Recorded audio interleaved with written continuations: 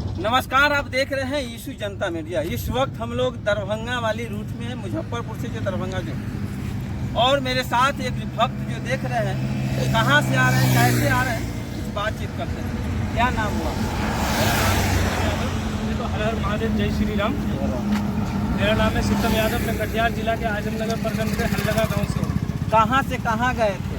हम बाबा गोरखनाथ धाम से अयोध्या गए थे जल लाने के लिए, तो वहाँ से रिटर्न अभी आ रहे हैं बाबा गोरखनाथ में जल चढ़ावा।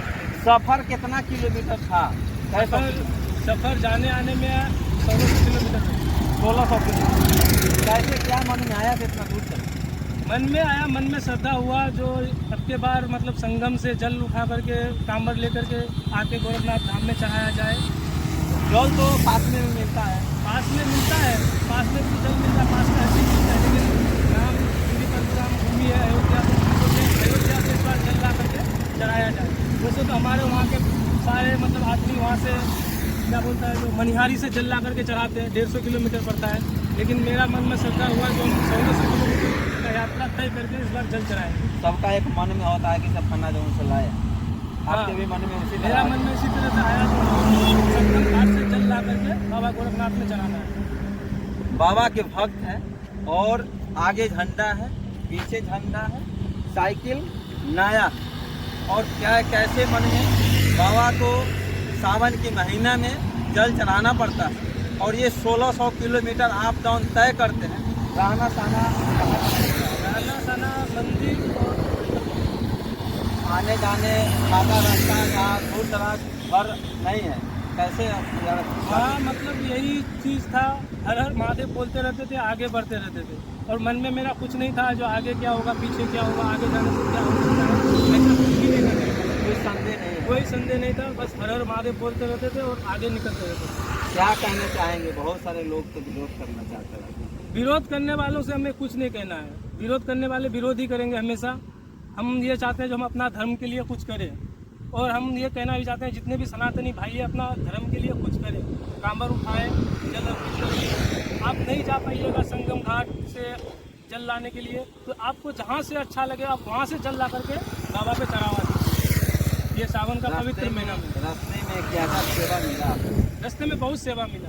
रास्ते में कोई भाई तो सहयोग भी किए, 10 रुपये, 20 रुपये, 50, 100 रुपये, सब पैसा मैं इकट्ठा करके रखता हूँ, गिना नहीं हूँ कितना है, जितना भी है ये मैं पैसा बाबा गोरखनाथ में जा करके चढ़ावा कर दूँगा सब भाइयों के नाम से। मुजफ्फरपुर से 30 किलोमीटर आगे बढ़ चुके दरभंगा की तरफ। हाँ। यहाँ से आप क्या दिन लगेगा सर? यहाँ से हमको 2 दिन लगेगा।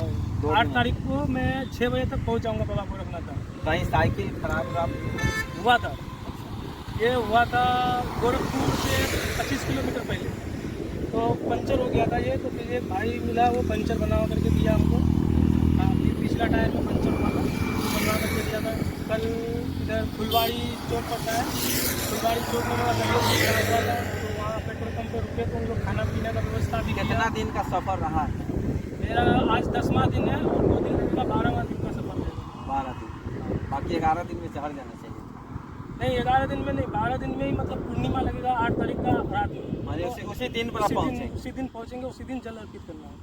अच्छा, अभी कौन सा गांव पड़ता है आपका? मेरा कटिहार जिला का आजमनगर क्षेत्र में हल्लगा गाँव है। तो आप देख रहे हैं बाबा की पुजारी है और काफ़ी दूर तय करके आपस हो रहे हैं। आप जल चढ़ाएंगे, 2 दिन और लगेगा। पैर में चप्पल नहीं है, क्योंकि जो जल चढ़ाने जाते हैं बाबा को उनका पैर में चप्पल नहीं होता। क्या कठिनाई? हाँ, पैर में तो कठिनाई हुआ था और अभी भी दर्द हो रहा है, तो वो सब बस महादेव की कृपा है, वो दर्द तो होते रहेगा। महादेव का कृपा है जो बस चल रहे हो। चल रहा बहुत बढ़िया। आपको क्या कहना है जरूर कमेंट करके बताएं। इसके लिए जय।